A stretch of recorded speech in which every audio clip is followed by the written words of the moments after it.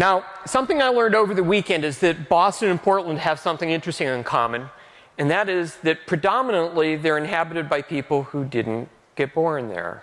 There are a lot of what we call in Boston come-from-aways. And you can tell someone in Boston that they're not a come-from-away because they talk, well, they talk like lobsters. They hang on to their vowels and they kind of mangle the O's and they mangle the A's. So being inspired by Curious Comedy, we're going to do just a quick how to talk Boston lesson. We'll do 3 words. It's écoutez, répétez. So I'll say the Boston word. You practice the Boston word. Ready? Tonic. Good. Beer. Okay, this is like a graduate school level word. Are you ready? Market basket. Now, who here has been in a market basket before? Some of you have. Market basket is not what you normally think of as a Delight brand. Often I hear from people, well, Delight and customer loyalty is great if you're Uber, if you're Facebook, if you're Harvard. But what about a low-margin business where really people are judging you on price?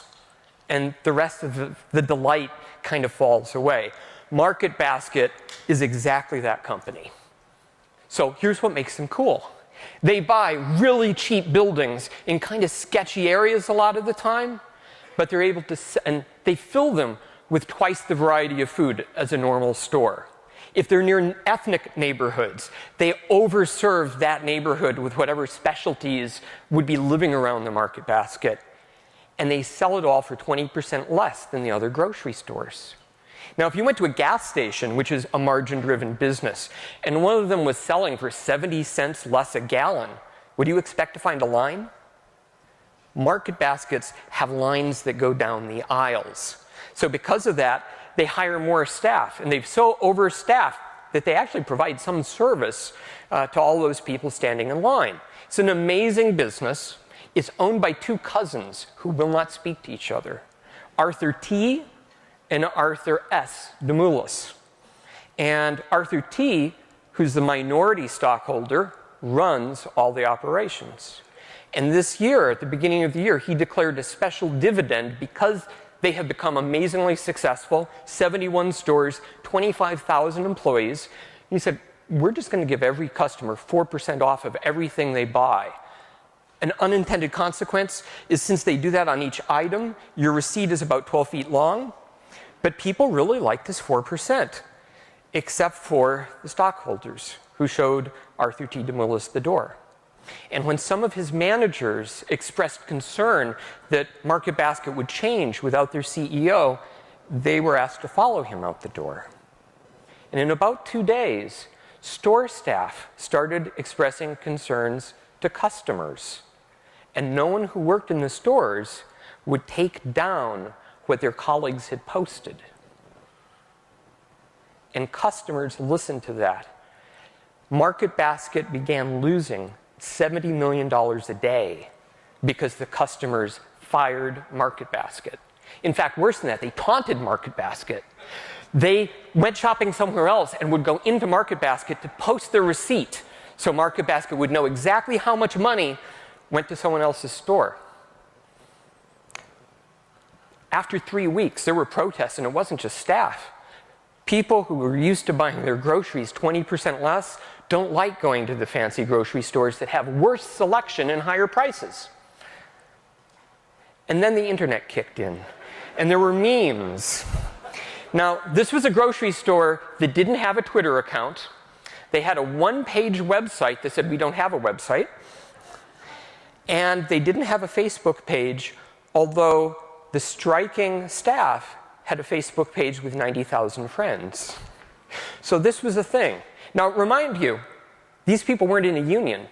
They just decided they wanted their CEO back. That was their only demand. It wasn't about money. It was about leadership that they believed in. The vendors pretty quickly realized that a grocery store losing $70 million a day won't be paying its bills on time. And they had a lot of extra food. So they started bringing it to cookouts of the striking workers. And as the company issued demands to come back to work or lose your job, the staff had lamb roasts. And they said, You can hire new staff. The customers aren't there. You'll lose more than $70 million a day. 25,000 unexpected unemployed people get the attention of governors, especially in a political season. And all 3 states' governors got the 2 Arthurs together at a table. And as investment bankers came in, there was a deal so that Arthur T could come back and be CEO. Well, that's nice. This is my 12-year-old daughter. In fact, she's turning 13 today. And we were there on the first day that our local market basket opened. And she asked the best question. She said, you know, Market Basket's a pretty good store, but there's been such a big to-do. People are going to expect it to be better. And what's better? I mean, they just got their CEO back, so what? That's not going to make them any better. And at that moment, I was able to point out to her that the staff in the store had their heads up 10% higher than any service employee you've ever seen. And when they walked around, they really walked around like they were going somewhere important. And when they talked to customers, the ones who had their backs, you would get directions, and it would sound like it was the most important conversation that that person was going to have all day. The staff was surprised. They did something that no one thought people who bagged groceries and cut meat would do. They changed their company, and they really made business better. They made a business that they wanted to live in. And in doing that, the story isn't about the 2 Arthurs. It's about the staff. Because there is no grocery store in New England who has people this proud or this cohesive for what their mission is.